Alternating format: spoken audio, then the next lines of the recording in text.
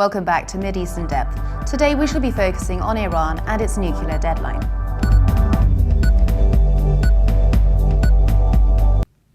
Writing in Al Monitor, correspondent in Tehran suggests a long-term temporary nuclear deal rather than a permanent one seems most likely between Iran and the six world powers.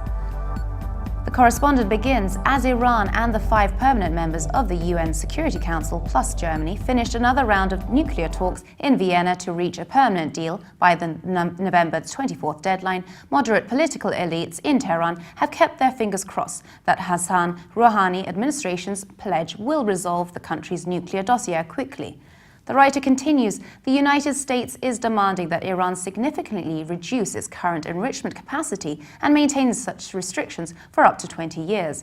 This puts Iranians in a difficult position as they desperately want to avoid the return of sanctions, which has caused high inflation and recession in the past few years.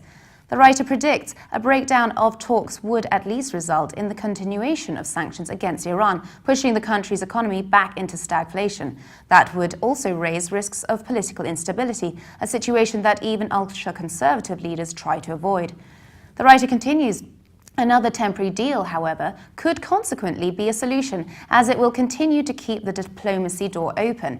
In such a case, Iran would enjoy more easing of sanctions that would facilitate the recovery pace in the country. But to reach another temporary deal, Iran needs to compromise further on its nuclear program.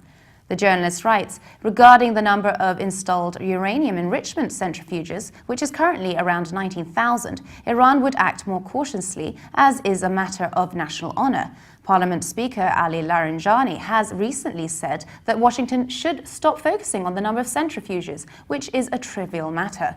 The journalist explains, in return for cutting its centrifuge capacity, the West could agree to extend the negotiation deadline to Iran for another 6 to 12 months. It would then agree to release another portion of Iran's frozen assets in international banks, which could not exceed $700 million per month. And to conclude, another interim agreement would let Rouhani pass a difficult time, but it would not be the best choice for certain, as under a comprehensive deal only, his moderate administration can get rid of the crippling sanctions and UN resolutions at the same time, a scenario that would give the popular president an upper hand against powerful anti-reformist groups at home. Jonathan S. Tobin writes in Commentary magazine that an integral part of the interim nuclear accord signed last November by the United States and its allies with Iran was already extended once over the summer, and now the European Union has already signalled another extension.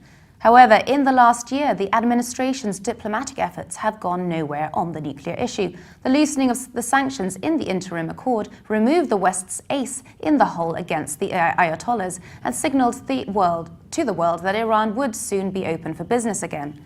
The journalist continues that combined with the tension between Russia and the West after the invasion of Ukraine, that provided Iran with a crucial friend, and you have a formula that left Tehran feeling strong enough to resist President Obama and the Secretary of State Kerry's entreaties to make a deal and inaugurate a new era of US-Iran détente.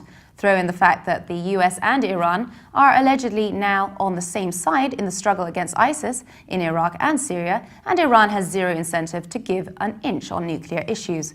The writer concludes rather negatively, the Iranians feel they have Obama right where they want him, knowing he has even less an appetite for a confrontation with them than he does with ISIS.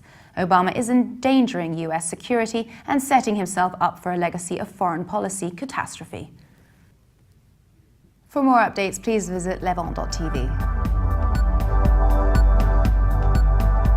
And subscribe to MidEast In-Depth on iTunes. Thanks for watching. Bye for now.